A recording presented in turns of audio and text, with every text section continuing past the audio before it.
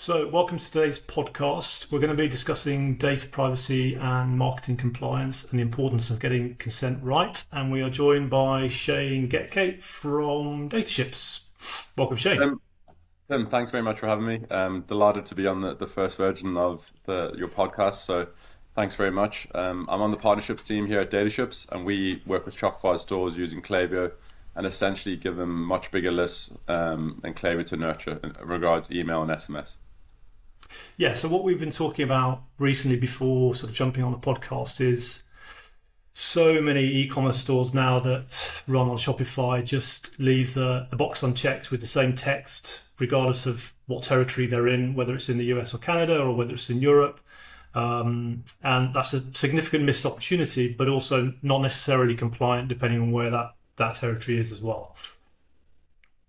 Yeah, 100%. And then, we come across a lot of brands, initially we're just really educating them in terms of those different compliance laws.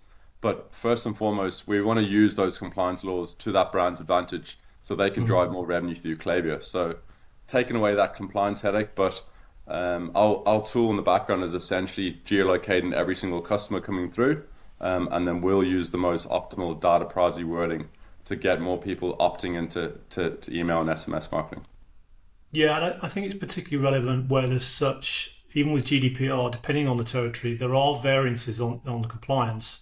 So Germany, for example, that's just really strict, isn't it? So it has to be an absolute hard opt-in, as opposed to the UK where, compliance is a little bit softer, and you know more about this than I do, but it's a little bit softer, yet some people aren't leveraging the opportunities that exist. So if you have an opt-in rate, which they can vary tremendously depending on the product and the store, could be between 2 and 20%. If there's an opportunity to gain another 5, 10, 30, 40% more opt-in rate, given correct compliance and consent, that's a huge opportunity that really people should be taking.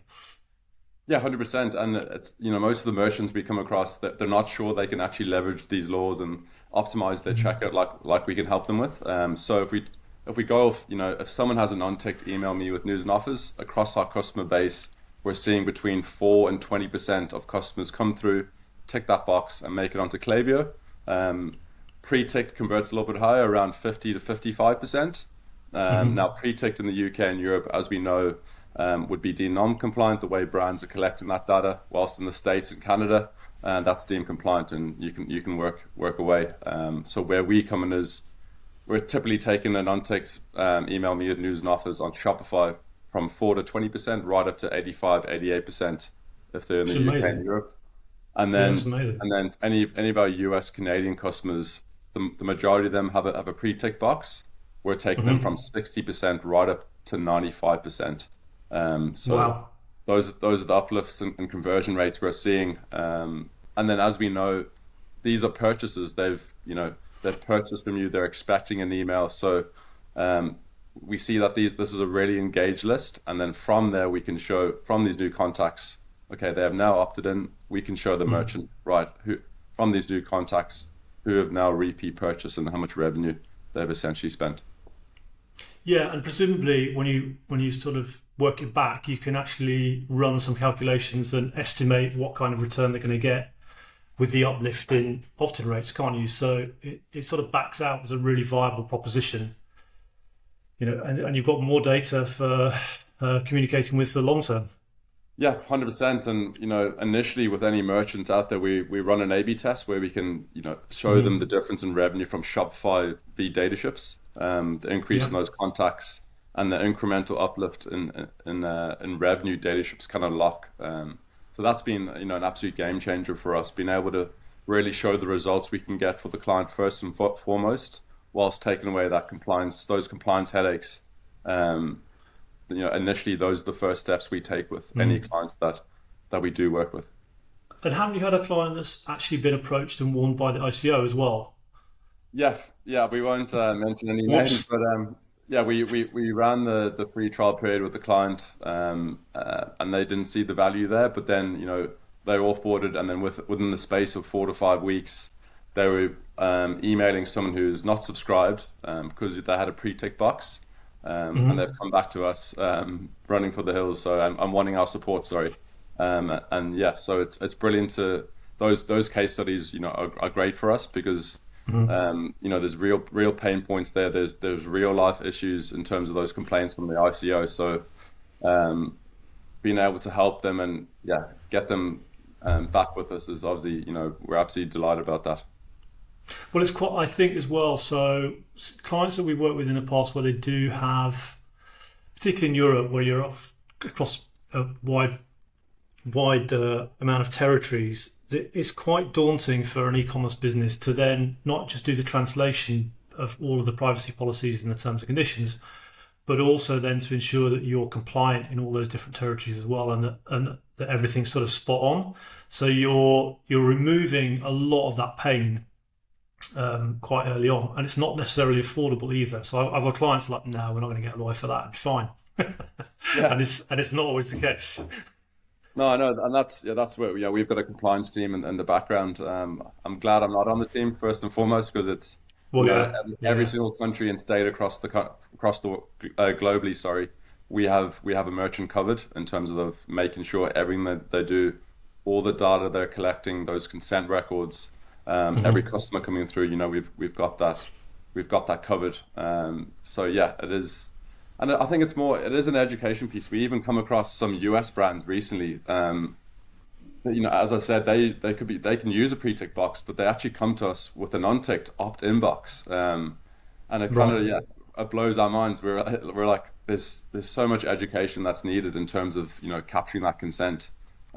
So yeah, it's great news for us because in terms of the uplift, we can show if they're previously with that untick box, like I said, it's the gap is more significant. So And yeah, currently, you integrate with Klaviyo, one of the largest ESPs, and certainly one of the better ones for e-commerce, and Shopify at the moment. So it's just those two platforms. And have you got plans to roll out to other platforms in the future? yeah, definitely plans in the near future. I can't mention too many names, but definitely from Okay. an SMS point of view, we're looking hmm to integrate with other platforms as the year goes on because we have an Brilliant. SMS tool as well. We know that double opt-in is required in the States, and it's quite, that process can be a little bit clunky, the opt-in by SMS, where with It Dataships, is, yeah, yeah, yeah. we've got a customer will have a verification code come to them at the checkout where they can double opt in, a lot quicker, a lot slicker, and we're seeing Okay. some really good opt-in rates there. But yeah, to answer your question, we'd love to. We are planning to expand, but I can't announce just yet what those plans exactly are. Fair enough. So I guess the other thing is any particular advice just for companies sort of looking to get started with you? I mean, I'm going to drop a demo link into the podcast, so people can go direct to that, or they can contact you directly, I guess, and then take it from there. But any other advice beyond that? It's just contact you and then do a little Yeah. demo. No. Simply click the link or get in touch with me. That's not an issue whatsoever. And like I said, that hmm A/B test, that free trial period can run up to 28 days. It takes hmm 5 minutes to get Brilliant. set up. So during that period, we're really trying to show the results we can achieve, that increase in that opt-in rate we can achieve for any merchant out there. So it's a great opportunity to really test Dataships before hmm committing to something, on a monthly basis or something more long term. And how long does the integration take? Is it quite seamless to integrate with the store? Yeah, the good news is it's a five-step process. Takes 5 to 6 minutes to get set up, which is brilliant news. It's a plug and play at the checkout, and then all those contacts will go into Klaviyo in the background. So experts like yourself, in terms of sending out good emails, you can use those lists. You can nurture, a much bigger audience in Klaviyo, and then drive them back to purchase again. So Well, that's yeah, certainly music to my ears that we can offer yeah, that to clients as well, and leverage additional data. I obviously can't mention names, but we've got a couple of clients running with you through Klaviyo, and the performance has been great. They're very happy, so it's certainly worth a chat. And I think as well, it's just compliance is super important, and you don't want to get burnt. As you know, your client's experience with the ICO, you don't want to get burnt at all. It can be a very expensive exercise if you do. So having the comfort that you're super compliant across all territories, leveraging the opportunity as much as possible to get high quality responsive data. Brilliant, absolutely brilliant. Yeah, 100%. And yeah, it's over the last year, we've obviously, the last couple of years, sorry, we're taking away those compliance headaches. But if we really dive into the impact in terms of revenue, we can really show a client, okay, this contact is worth $50, $60, $70 to their business, and we're giving that Mm-hmm. contact, we're getting that person opted in for as little as one to $2. So Yeah. that's the real value from leveraging these compliance laws. What we're saying to clients is that, look, if you've got your newsletter pop-ups, which are brilliant, they're getting a lot of sign-ups there, but it's typically costing a brand between $5, $20, $30. Whereas if you can optimize your checkout with Dataships, we can give you those new contacts, their purchases, for as little as $1 to $2 per contact. I can't wait for you to roll out to other e-commerce stores as well. So, because we're working with WooCommerce, which is another big one. So we've got quite a lot of clients running on them. So I know you can't say anything, but I'm hoping that's the next one. I'm hoping so as Fingers well. crossed, Shane. Fingers crossed, because yeah, we do come across a lot of, I go to a lot of events being on the partnerships team, and you have a lot of positive conversations and probably excitement around using Dataships, but Mhm. um, if they're not on Shopify and Klaviyo, sometimes we can't help them out, which does get a little bit frustrating, but it's definitely in the roadmap. We're looking to expand our integrations for sure. Perfect. Well, look, thanks very much for jumping on the podcast. It's great. Fantastic to hear more about data ships, and certainly anybody that's listening to the podcast that's interested, contact me directly, or I'll put a link into the podcast and book a demo, or you can just contact Shane directly as well. So any of those options are available to you. And just Shane, I appreciate you being the first person we do a podcast with. It's great to kind of get us going, and being our first candidate is fantastic. Thank you very Thank you, much. Tim. Thanks for having me, Tim. It's been a Cheers. pleasure. Thanks very much. My pleasure. Cheers.